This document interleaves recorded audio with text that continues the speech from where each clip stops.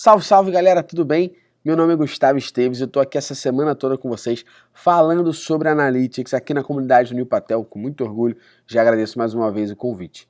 A gente vai falar nesse vídeo aqui de hoje sobre as métricas web, introdução a essas métricas aí, para a gente poder de fato entender e desmistificar diversas nomenclaturas erradas ou forma como as pessoas chamam equivocadamente, beleza?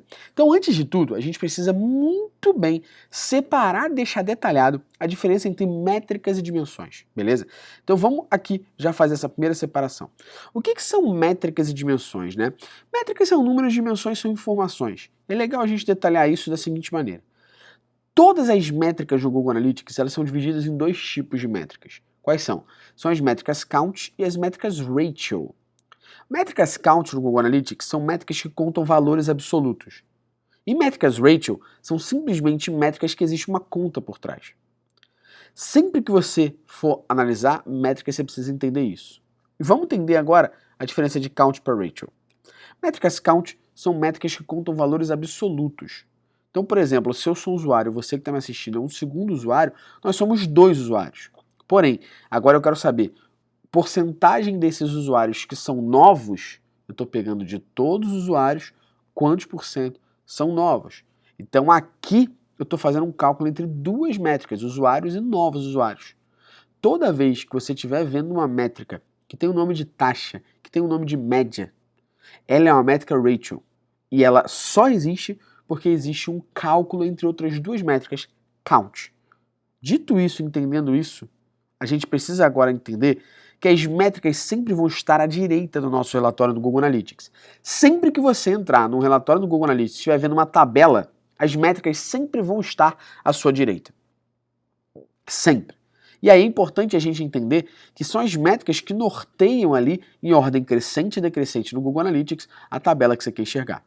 Então, por exemplo, ali eu tenho sessões que está com uma setinha para baixo, ou seja, toda essa tabela está ordenada pela métrica sessões da ordem maior para o menor, ou decrescente, beleza?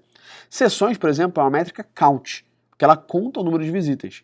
Já a porcentagem de novas sessões é uma métrica ratio, porque eu estou pegando de todo mundo que acessou quantos são novos. Sacaram essa diferença? Uma vez que a gente entende a diferença aqui, entende muito bem o conceito de métricas, a diferença entre ratio e count, agora é importante a gente entender o que são dimensões. É muito comum mesmo, mas é um problema para o mercado, as pessoas utilizarem dimensões como métrica que norteia alguma coisa. Dimensão não é métrica. Então toda vez que você olha e fala assim, eu quero saber quais são as minhas principais origens. Origem é dimensão. Eu preciso saber quais são as minhas principais origens por qual métrica. Sessão, transação, taxa de conversão. Então sempre tem que existir uma métrica que norteia a tua análise, uma métrica que norteia o teu relatório. Dimensões do Google Analytics são informações que o Google Analytics coleta dos usuários que acessam o nosso site. Então olha só essa menina. Essa menina acessou nosso site pelo Rio de Janeiro, dispositivo mobile, através do Google Orgânico Navegador Google Chrome. Todas essas informações são informações que a gente coletou dessa menina ao acessar o nosso site. E essas informações a gente coleta e são chamadas de dimensões. E as dimensões do Google Analytics sempre vão estar à esquerda do seu relatório. Sempre. E é muito, mas muito importante que você entenda que são as dimensões que dão nome aos relatórios. Então, toda vez que você abrir o Google Analytics e você estiver vendo o nome do relatório, entenda que é exatamente isso que ele vai te mostrar. Então, se você tem um relatório chamado Origens de tráfego, ele vai te mostrar a origem mídia. Se tem um relatório chamado geográfico, vai te mostrar país, estado, cidade. Essa vai ser a dimensão principal que vai estar dentro do relatório. Se você não sabe nada de IA e você pega isso e começa a ler de fato o relatório, ali o nome do relatório, já se torna muito mais simples de você entender o que você vai encontrar lá dentro. Dito isso, se você entendendo a diferença de métricas e dimensões, aí sim a gente agora vai começar a falar a mesma língua.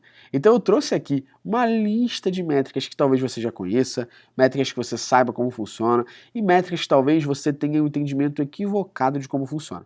É muito comum no mercado as pessoas terem um mito desesperador da taxa de rejeição. Será que como é que ela funciona? Será que ela tem alguma coisa a ver com o tempo? Já digo agora, não tem nada a ver com o tempo. Tem muita gente que fala que a taxa de rejeição é o usuário que ficou pouco tempo no seu site.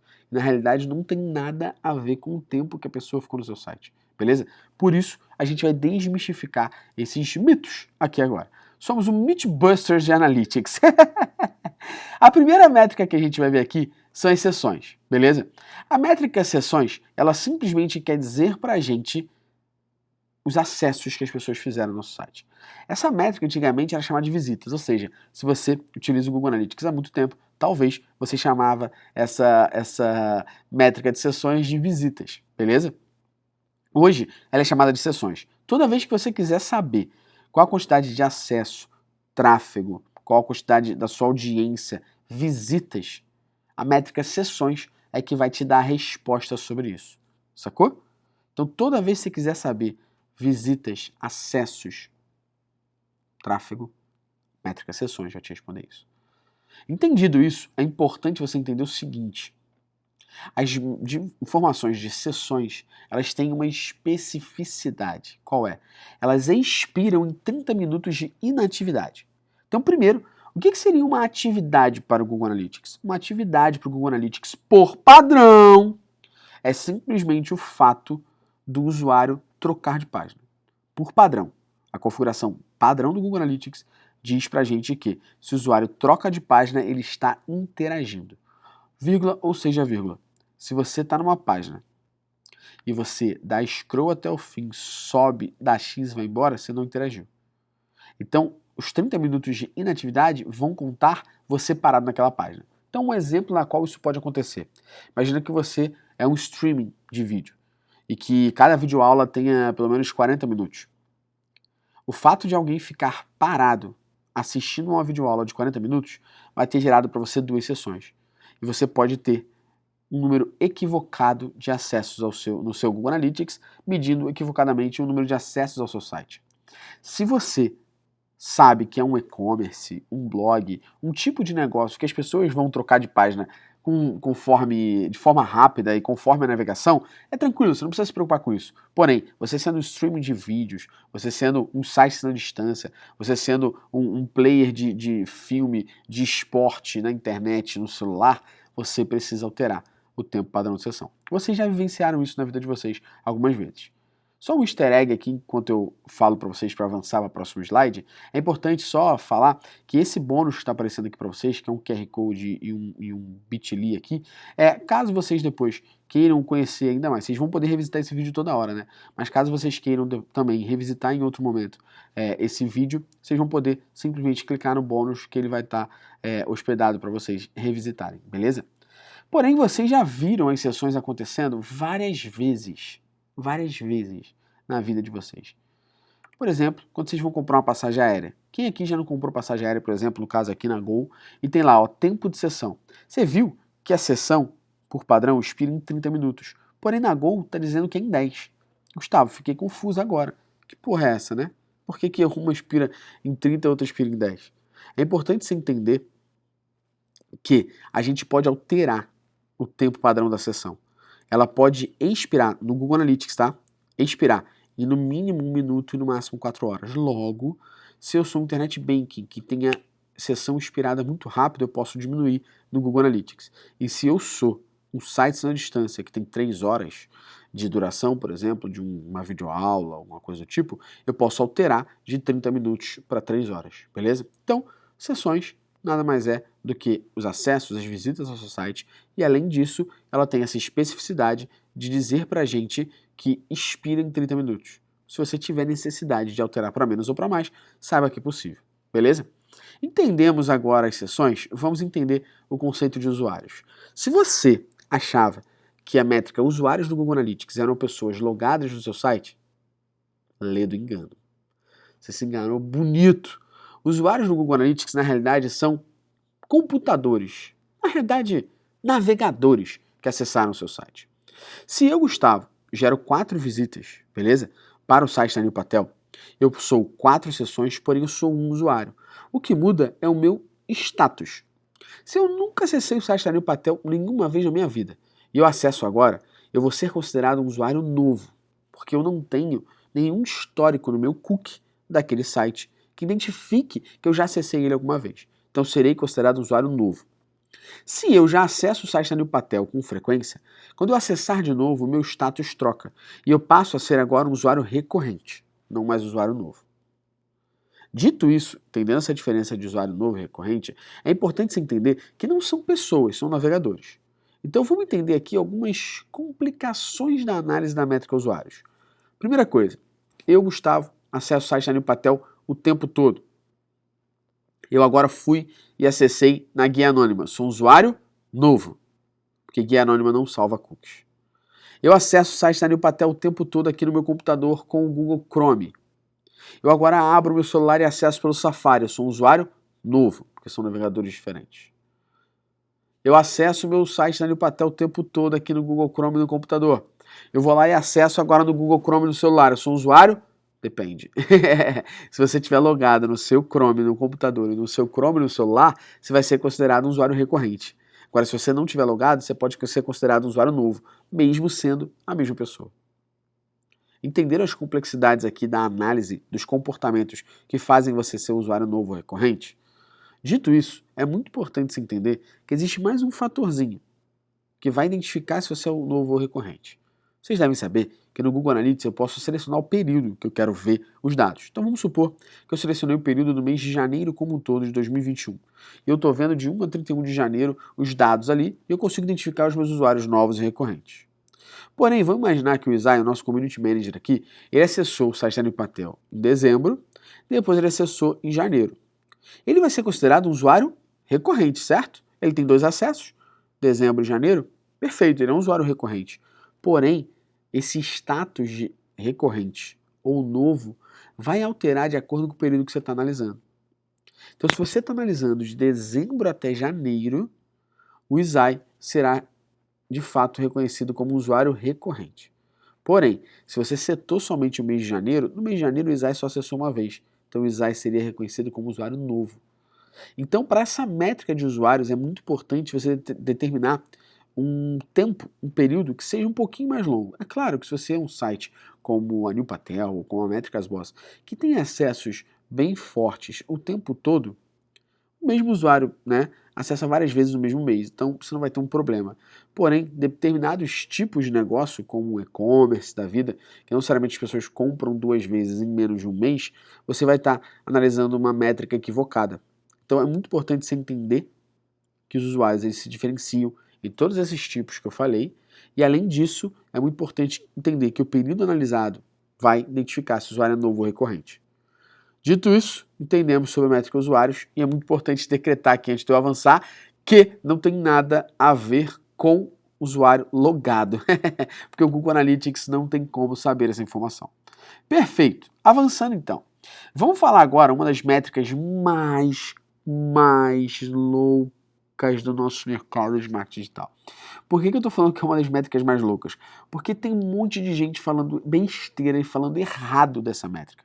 A primeira coisa que eu decreto para você aqui agora, e olha nos meus olhos, é entender o seguinte: taxa de rejeição não tem nada a ver com tempo. Não é um usuário que ficou pouco tempo no teu site. Não tem nada a ver com o tempo.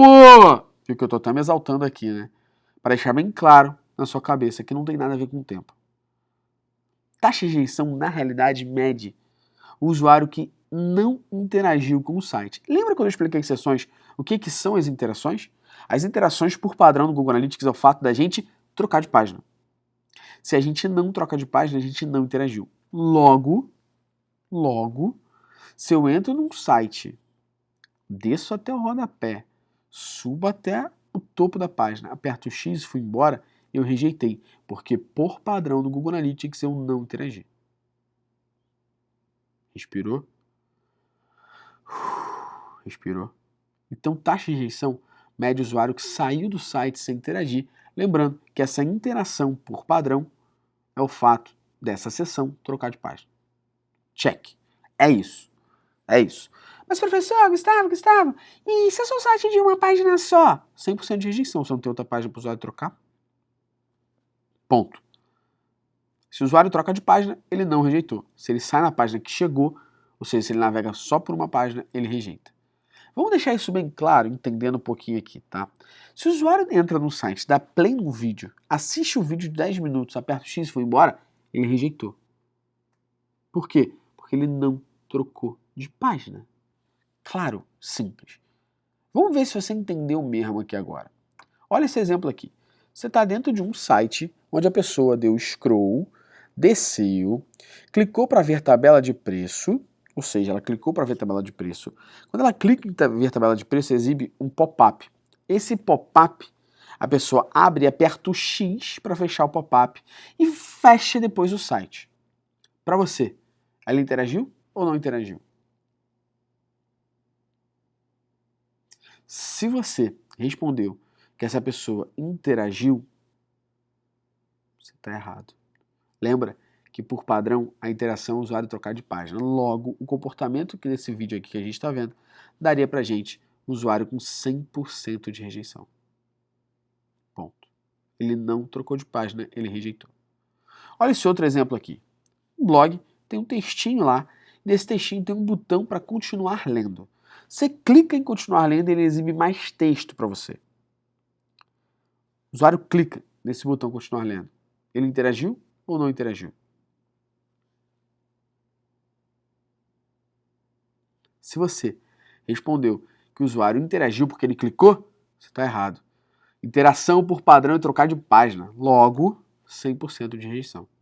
Mas, professor, eu ouvi uma vez falar sobre eventos, que se eu calcular aqui que o usuário clicou e continuar lendo, ele pode ser uma interação para mim. Você mudou, né? Você não seguiu o padrão.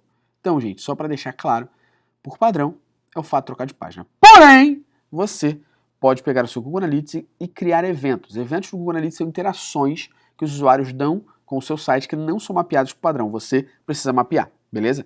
Se você configurar um evento de clique no continuar lendo e dizer para o Google Analytics que o usuário clicar e continuar lendo para você é uma interação, o Google Analytics vai passar a calcular da seguinte forma.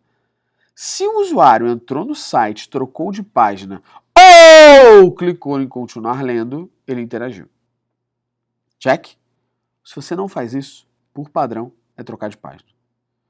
E deixar bem claro, se o usuário ficou 20 minutos no site, ou se ele ficou 1 minuto no site, não importa. Importa é se ele interagiu. E essa interação é trocar de página. Ficou claro? Que bom. Vamos para a próxima métrica aqui, então. O que são conclusões de meta? No Google Analytics, a gente pode configurar até 20 objetivos que a gente quer mensurar, como, por exemplo, o download de um e-book, a inscrição na newsletter, entre outras coisas. Nós conseguimos, então, com esses objetivos analisados no Google Analytics, entender uma métrica que são as conclusões de meta. Toda vez que alguém concluir o objetivo que você determinou, e esse objetivo não é, eu quero ter 1 milhão de vendas. Não, o objetivo é um objetivo de fato acionável. Então, o que a gente está falando? Está falando de inscrição na newsletter, download do e-book, beleza? Não estou falando de um objetivo, a minha meta é essa. Não, estou falando de objetivos tangíveis ali mesmo, tá? Então eu posso, por exemplo, medir quantas pessoas se inscrevem na minha newsletter. Cada vez que alguém for lá e se inscrever na newsletter é uma conclusão de meta, inscrição na newsletter. Cada vez que eu configurar, uma vez na minha vida, o download de um e-book, cada vez que alguém entrar no meu site e fizer o download do e-book, é uma conclusão de meta, download do e-book. E assim sucessivamente. Check? Então, eu posso configurar até 20 objetivos no Google Analytics e cada vez que alguém concluir o objetivo que eu cadastrei, será entendido para mim dentro do Google Analytics como uma conclusão de meta. Perfeito. Feito isso, a gente tem que entender que para um comércio eletrônico, o negócio é um pouquinho diferente. A gente tem as transações. Transações são simplesmente os pedidos.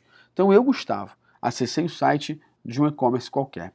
Eu entro nesse site e eu faço uma compra, eu gero um pedido, eu gerei uma transação. Se na minha transação eu tenho 20 itens, eu tenho um pedido com 20 itens comprados. Beleza? Logo, se eu sou um e-commerce, eu posso configurar metas para ter lá inscrição na newsletter, para ter lá download de e-book, porém eu também vou ter transações. Lembra do nosso primeiro aulão de segunda-feira, onde eu falei de 4 códigos do Google Analytics e um deles era o código de comércio eletrônico. Exatamente esse código que vai medir pra gente as transações, os pedidos efetuados dentro de um site, beleza? Logo, eu que sou e-commerce posso ter número de pedidos ou também posso ter conclusões de meta. Toda vez que eu entrar no meu e-commerce e quiser saber quantidade de pedidos que foi feito no dia, na hora, ou para aquela origem mídia, por exemplo, aquela cidade, aquele país, aquele dispositivo, a métrica transações é quem vai medir para mim o pedido efetuado. Boa, estamos avançando, tá quase no fim aqui pra gente desbravar e eu sei que você tá falando assim, meu Deus, tinha coisa aí que realmente eu analisava de forma equivocada, tinha coisa que eu sabia, tinha coisa que eu não entendia perfeitamente bem. Eu sei disso e por isso nosso objetivo aqui é desmistificar essas métricas. Seguindo o baile aqui então, vamos falar da famosa taxa de conversão. Famosa taxa de conversão, mas cada um tem um entendimento equivocado. Eu tô falando aqui da taxa de conversão para o Google Analytics, beleza? Como é que o Google Analytics calcula a taxa de conversão? Ele calcula em cima de 2 critérios. Lembra das conclusões de meta? Se você configura as conclusões de meta, você tem a taxa de conversão da meta. Se você configura a conclusão de meta e você também tem as transações, você passa a ter a taxa de conversão de meta e também a taxa de conversão do comércio eletrônico. A diferença é como ela é calculada. Beleza? A taxa de conversão do comércio eletrônico é o cálculo entre transação dividido por sessão multiplicado por 100. Relaxa se tu é de humanas, porque o Google Analytics faz sozinho a conta para você, beleza? Mas basicamente o que ele vai fazer é o seguinte, olha, o Gustavo e o Isai acessaram o site aqui da Nil Patel para comprar um curso, beleza? O Isai fez uma transação, o Gustavo não. Somos 2 sessões, um pedido, taxa de conversão 50%. E esse mesmo cálculo vai acontecer quando não for pedido e for meta, por exemplo. Então imagina que eu, ao invés de pegar a métrica de transações para calcular a taxa de conversão, eu vou pegar a métrica de conclusões de meta. Então eu vou pegar a quantidade de pessoas que se inscreveram na newsletter, dividir pelo número total de sessões e falar, poxa, 22% das pessoas que entraram no site se inscreveram na newsletter. Beleza? Agora, é muito comum a gente achar que a grama do vizinho é mais verde. E é uma pergunta muito comum que eu vejo no mercado, são as pessoas falando, mas qual é a taxa de conversão ideal? Qual é o ideal do mercado? O ideal, para mim, é você se comparar a você mesmo. Não tem como você comparar o seu concorrente, porque você não sabe quanto ele investe, você não sabe o momento que ele está. Ele pode falar para você que a taxa de conversão dele é de 0,5%. Você fala, nossa, que taxa de conversão baixa, né? Só que se esse teu concorrente tiver 1 bilhão de acessos, ele está faturando para caramba. Para caramba. Então a taxa de conversão é algo importante de você comparar pra caramba. Mas compare a você mesmo. Só você sabe como você foi período passado, como o seu negócio foi ano anterior. Só você tem conhecimento sobre isso, só você tem condições de saber isso, ok? Então é muito importante você comparar a taxa de conversão, sim, mas contra você mesmo, ok? Não compara contra o seu concorrente, porque tem N variáveis que podem fazer com que você acredite que aquela taxa de conversão é baixa, mas o cara está faturando pra caramba, ok? Boa, taxa de conversão explicada aqui. Vamos para o próximo, que é uma das métricas que eu mais curto falar. Duração média da sessão. O que é a duração média da sessão? Olha só esse comportamento. Eu tenho a sessão número 1, que navegou por 3 páginas do meu site, ficou 5 minutos e não gerou nenhuma conversão. Não comprou, não se cadastrou, não fez nada. Beleza? Eu tenho a sessão número 2, que ficou 1 minuto no meu site, só que aí essa sessão ela vai lá e converte. Ou seja, ela ficou 1 minuto no meu site, navega por 2 páginas e aí gera a conversão. Gera a minha meta de inscrição, newsletter, gera um download de e-book, eu efetuo uma compra. Beleza? Gerou a conversão. A duração média de sessão, ela simplesmente vai pegar a sessão número 1, que gastou 5 minutos no site, a sessão número 2, que ficou 1 minuto no site, vai dividir e vai dizer para você que a duração média da sessão é de 3 minutos. Eu vou deixar você pensar aqui para ver se você acredita que isso faz sentido.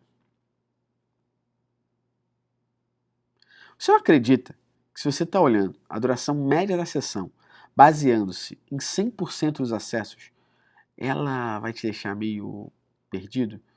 Porque se eu tenho mais gente que entra no meu site e não converte, a duração média da sessão vai ser jogada para baixo. E eu vou olhar para essa métrica e falar assim, caramba, as pessoas ficam só 1 minuto no meu site.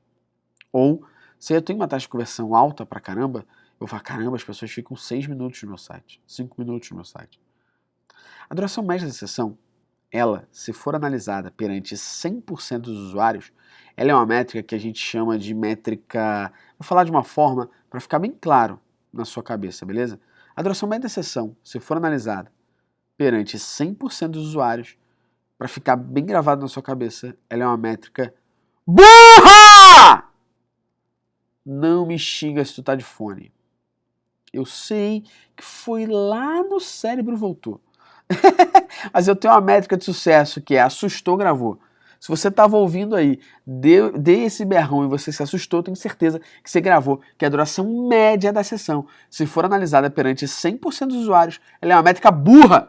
Por quê? Porque eu não estou analisando o comportamento desses usuários. Por isso, gente, que existe no Google Analytics uma área chamada segmentos.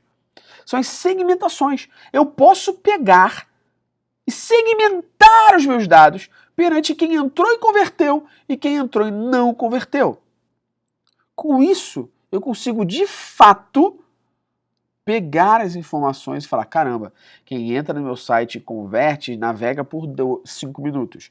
Quem entra no meu site e não converte, navega por 1 minuto. Eu isolei os comportamentos, a métrica fica fazendo muito mais sentido do que se eu olho por todo mundo. Beleza? Então entendam, duração média da sessão deve ser analisada? Sim. Porém, através de um segmento. Se você não segmentar, essa métrica é uma métrica burra. Eu sei que você falou daí. Beleza? Show de bola. O que são páginas de sessão, então? Páginas por sessão, elas seguem a lógica exatamente igual da duração média. Logo, ela é uma métrica burra. Se ela for analisada perante 100% dos usuários, ela também é uma métrica burra. Porém, a página por sessão, ela ao invés de ter tempo, né, ao invés de ter minuto, é página. Então, mesmo exemplo que a gente citou ali, ó. Sessão número 1 navega por 5 páginas, sessão número 2 navega por 3 páginas, eu tenho 8 dividido por 2, página por sessão 4. Logo, se eu olho essa métrica me baseando em 100% dos usuários, essa métrica é uma métrica burra. O que eu devo fazer com a página por sessão, então? Analisar ela perante um segmento. Então, eu pego meus segmentos, separo o comportamento que eu quero analisar e, em cima disso, eu analiso a página por sessão. Show de bola? Estamos quase acabando aqui as nossas métricas, quase acabando elas aqui, para deixar bem claro na tua cabeça todo o entendimento sobre isso daqui. É legal que você vai poder revisitar para, de fato, aplicar bem esses conceitos e deixar esses conceitos bem fixos e guardados na sua memória. É importante nesse momento todo aqui que você entenda muito bem o que essas métricas querem dizer para te ajudar a analisar melhor o teu site, melhor o teu negócio, melhor o teu blog, onde você trabalha, e também te ajudar a tomar decisões melhores. Então, seguindo o nosso fluxo aqui, o que é taxa de saída? Tá? Taxa de saída é uma métrica simplesmente muito inteligente e muito bacana para analisar fluxo de cadastro. Taxa de saída vai dizer para a gente a porcentagem de saídas que uma página possui.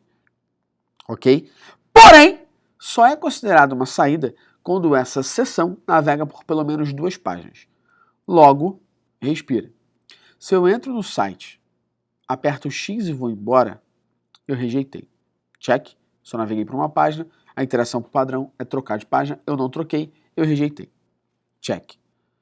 Já a taxa de saída, ela não. Ela vai dizer o seguinte, se você sai na primeira página, você rejeitou.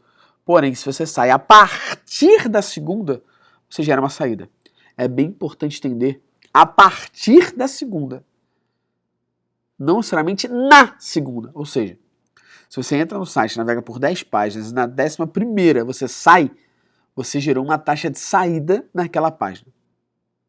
Beleza? Porém, você não rejeitou. Check. Essa métrica é importante demais para sites que possuam fluxo de cadastro, para sites que possuam fluxos de compra, fluxos de meta. Beleza? Então, se você é um e-commerce, por exemplo, você consegue pegar a taxa de saída e entender a etapa do teu fluxo de compra que mais gente sai antes de converter. Se você é um site de geração de lead, você consegue entender em qual etapa o usuário mais sai antes de deixar o lead com você. Beleza? Então, a taxa de saída é uma métrica muito interessante e ela é simplesmente calculada com as sessões que saíram do site a partir da segunda página. Pode ser na segunda ou na milésima. Show de bola? Perfeito, e eu recomendo demais que vocês analisem a taxa de saída. Chegando nos finalmente aqui já, o que são entradas ou página de destino no Google Analytics? Entradas no Google Analytics são todas as vezes que alguém chegou no seu site através de uma página? A gente sabe que não necessariamente as pessoas chegam direto na nossa home. As pessoas podem chegar direto na notícia do blog, pode chegar direto num carrinho de compras, pode chegar direto numa página XYZ. Beleza? Então a entrada vai dizer quantidade de pessoas, sessões, que entraram em uma determinada página de destino. Então, por exemplo, na Métricas Boss, mais de 90% do nosso tráfego é orgânico. Ou seja, eu tenho entradas para caramba em páginas de matérias do blog. E o Patel, a mesma coisa. Beleza? Então, entradas vai dizer para você a quantidade de sessões que entraram em uma determinada página do seu site, não necessariamente sendo a home. Check? Você queira mais tranquilinho. E agora, por último, o que são page views? A primeira coisa que você tem que entender é que page view é considerada uma métrica de vaidade, porque ela não serve para nada. Opa! Já explicamos aqui. O page view é uma métrica inútil. Simplesmente, cada vez que alguém entrar no seu site e recarregar a página, ele vai considerar um page view. Nos tempos mais primórdios da publicidade, as pessoas não sabiam como cobrar online. Cobraram, então, como a publicidade tradicional cobrava, milhagem, tiragem e impressão. E através disso passaram a cobrar por page views, ou seja, quantidade de impressões. Ainda tem vários portais que fazem isso como Terra, AOL, UOL, Globo.com. Eles te cobram tantos R$ 1.000 a cada 1 milhão de page views, 10 milhões de page views. O grande problema é que cada vez que alguém dá F5 gera uma nova página visualizada, beleza? Agora, essa métrica ela não vai te ajudar a fazer nada. Ela existe única e exclusivamente para que portais de notícia, de conteúdo e tudo mais possam cobrar seus anunciantes por isso, beleza? Agora você não consegue tirar insight nenhum. Ai, meu site teve 20 mil page views, tá? Serve para nada. A métrica de vaidade, igual curtida nas redes sociais, né? Não serve para nada. Agora, o pior de tudo é quando o page view é usado de forma errada. Olha esse exemplo aqui. A gente tem um portal aqui, bem conhecido para a área de e-commerce, área de marketing digital, que ele intitula uma área do site toda dele, chamada de artigos mais lidos, através da métrica de visualização. Perceba que ele está usando aqui ó, um olhinho e o número de vezes que esse artigo foi visualizado. Ou seja, ele chama o artigo de artigo mais lido aqueles que foram mais visualizados. Olha como isso está equivocado, gente. Ou seja, qualquer um desses caras aqui que escreve, dessas pessoas que escrevem para esse portal, eles conseguem estar entre os mais lidos de forma muito simples. O que eles podem fazer? Pega toda a família, pega toda a empresa que trabalha, manda a galera entrar no site e fica dando F5. Fica dando F5 o tempo todo, vai gerar sempre um novo page view. Beleza? Ou seja, não serve para nada. Os tempos mais primórdios serviu muito, não serve para nada hoje, serve exclusivamente para anunciantes cobrarem os seus portais cobrarem os seus anunciantes em cima de mídia. Fora isso, não serve para nada. É inútil essa métrica. Inútil. É considerada métrica de vaidade. Beleza? Uma vez que você aprendeu agora todas as métricas, entendeu a diferença de métrica para dimensão, a gente chega agora no final aqui do nosso vídeo, onde você vai entender a diferença de objetivo, métrica, KPI e estratégia. Aqui você vai entender a diferença para que fique bem claro para você como que você utiliza agora essas métricas no teu dia a dia. Então, a gente tem um quadrinho aqui que está separado em objetivo, métrica, KPI e estratégia. O que seria o objetivo, então, né? O objetivo é o que eu quero conquistar. Então, um exemplo aqui. Meu objetivo é ter 1.000 membros aqui na comunidade do Nil Patel. Show de bola. Esse é o meu objetivo. Métrica é tudo aquilo que eu posso mensurar, mas não necessariamente toda a métrica mede o meu objetivo. Vocês concordam comigo que se o meu objetivo é ter 1.000 membros na comunidade do Nil Patel, não adianta em nada eu medir a taxa de saída, eu medir a taxa de conversão? Isso não vai responder, né, o meu objetivo. Porém, existem várias métricas. A grande questão aqui, para falar exatamente sobre o KPI, é você saber qual métrica, de fato, te ajuda a mensurar de forma rápida o teu objetivo. Essa métrica passará a ser o seu KPI. KPI, né, é a sigla para Key Performance Indicators. Beleza? Mas só temos uma métrica para medir cada objetivo. Então, recapitulando. Nosso objetivo é gerar 1.000 membros na comunidade do Patel. A gente tem várias métricas. Tudo que é mensurado online é uma métrica. Porém, eu vou escolher a quantidade de transações ou a quantidade de usuários que compraram, né, como meu KPI, meu indicador de performance chave, que vai me ajudar a olhar se o meu objetivo está sendo atingido ou não de forma simples, rápida e fácil. Então, todo dia que o Isaiah acorda, o Isaiah fala assim, caramba, quantos membros a gente tem? Ele olha para a métrica, membros, transações, usuários. Essa métrica dá para o Isaiah automaticamente, de forma muito simples e rápida, se aquele objetivo foi concluído ou não. Então o Isaiah olha e fala assim, caramba, eu tinha que ter 1.000, tenho 900, faltam 100. Tinha que ter 1.000, tenho 2.000, pô, estourei a meta. E estratégia é o que você vai fazer para alcançar esse objetivo. É muito importante entender isso aqui, porque muitas vezes as pessoas falam, eu quero criar um dashboard com meus KPIs. Aí você fala, beleza, quais são os seus objetivos? Não, meu objetivo é só vender. Então só tem um KPI, que é transação. Você pode ter outras métricas para analisar o teu negócio, o teu site e entender. Mas para medir o teu objetivo, para ser o seu KPI, é transação. Beleza? Então tome cuidado ao falar KPIs se você não tem objetivos. Beleza? Pessoal, espero que vocês tenham gostado do nosso vídeo aqui, explicando um pouco mais sobre as métricas web, explicando um pouquinho a diferença de métricas e dimensões, explicando também a diferença de objetivo, métrica, KPI e estratégia. E que esse vídeo possa te ajudar no seu dia a dia e eu espero que você tenha curtido. Deixe os comentários aí que eu vou ler com toda certeza e até o próximo vídeo. Um abraço.